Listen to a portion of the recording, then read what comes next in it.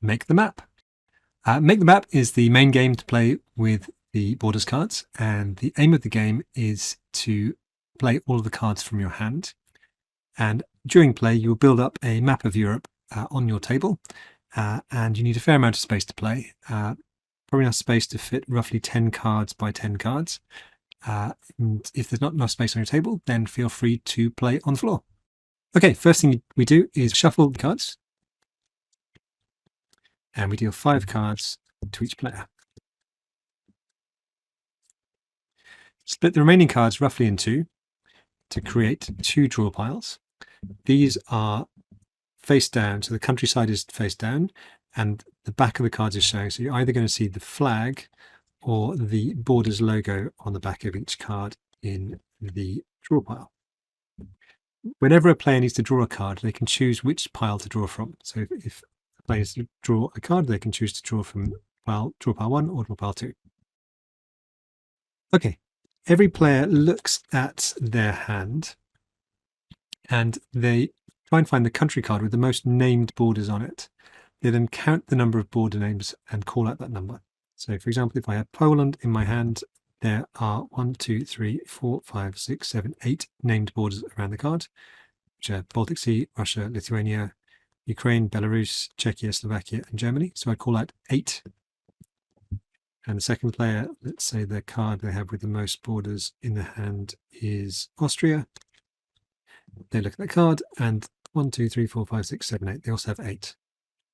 If there's a tie, then the card with the most country borders, so you exclude blue water borders, will start.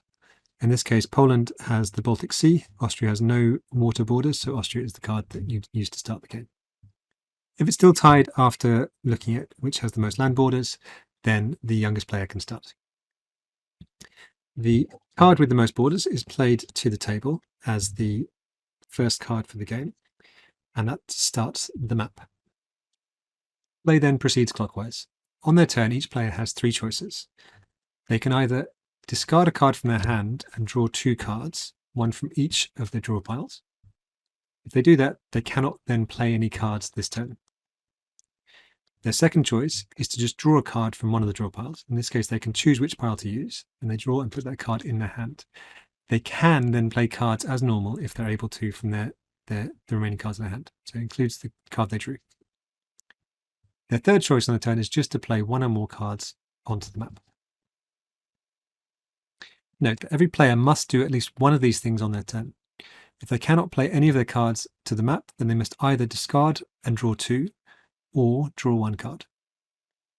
To play a country card onto the map, you need to find a matching border. Look at the cards in your hand and try to find one with a named border which matches one of the cards currently on the map.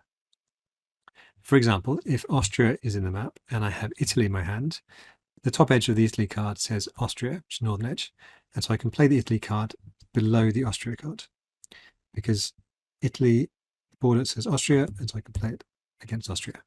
To help you place cards, keep an eye out for green borders on the map. Green borders are special land borders, which wrap around more than one side of the card. If one side of the green border is touching the named country, then all sides of the green border become that country. This only happens when the named country is played touching the green border. So for example, with the map as it currently is with these 4 cards, there is this green border for Romania on this side, on the northeast side of the Serbia card, and also on the southeast side of the Hungary card. This doesn't do anything special yet because Romania has not yet been played to the map.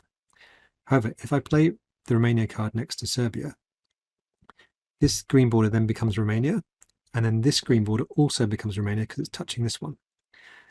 If I then want to play another card to the map, which has Romania on the western left-hand side, then I can either play this to the left of Romania, or I can also play it on the left of Hungary because this border is now Romania. So Romania chains through these places, and so now I can play Moldova on this side. This gives the map some flexibility and enables cards to be played in multiple places, and what forms the core of the gameplay of borders make the map. To play a water card onto the map, you need to find a card in the map with a matching blue border. You can then play your card touching that border. For example, if we have these cards here, Italy is here and has the Mediterranean around the bottom and the sides. So I can then play the Mediterranean card on one of the sides touching the Mediterranean border on the Italy card. Once the water card has been played, it activates the blue borders in the same way that the green borders are activated by country cards. This means that once the Mediterranean card has been played here, all of these edges of the Mediterranean card are now the Mediterranean, but also the bottom edge of the Italy card is also considered to be the Mediterranean.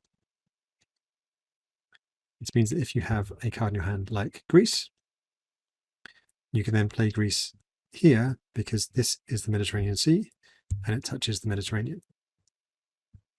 The first player to run out of cards in their hand is the winner.